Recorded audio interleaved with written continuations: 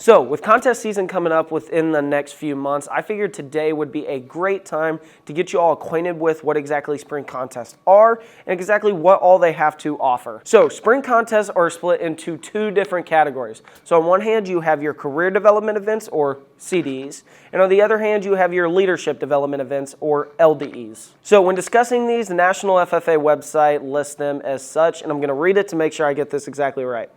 Through career and leadership development events, participating FFA members in grades 7 through 12 are challenged to develop critical thinking skills and effective decision-making skills, foster teamwork, and promote communication while recognizing the value of ethical competition and individual achievement. Basically, in layman's terms, what this is saying, so these contests are offered grades 7 through 12. So if you have a middle school chapter, they're offered 7th and 8th grade, and they're also offered all throughout your high school career. And basically, they're just meant to develop certain life skills you're going to use, whether it be public speaking, teamwork skills, leadership skills, etc. These contests are also offered on the local, state, and national level, so there's different areas and different levels you can go with them. Now that we've got all that out of the way, let's go ahead and get into the differences between your LDEs and CDEs. So first, we're going to start off with CDEs, or career development events. These are more geared towards the actual agricultural industry. NationalFFA.org also recognized 25 different contests that fall under this category, anything from vet science to ag mechanics. I'm going to go ahead and throw all those contests up on screen right now so you can look through them.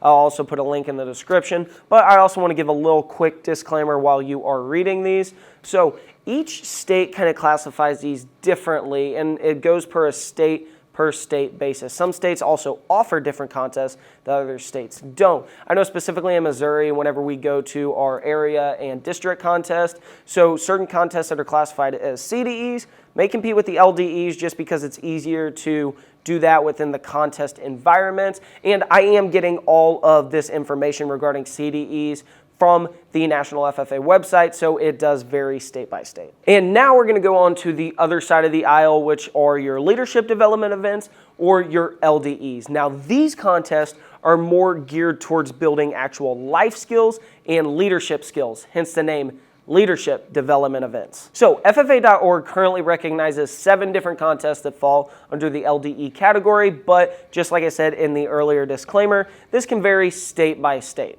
I will once again place a list of all these contests on screen right now. As you can see, these vary anywhere from employment skills to parliamentary procedure.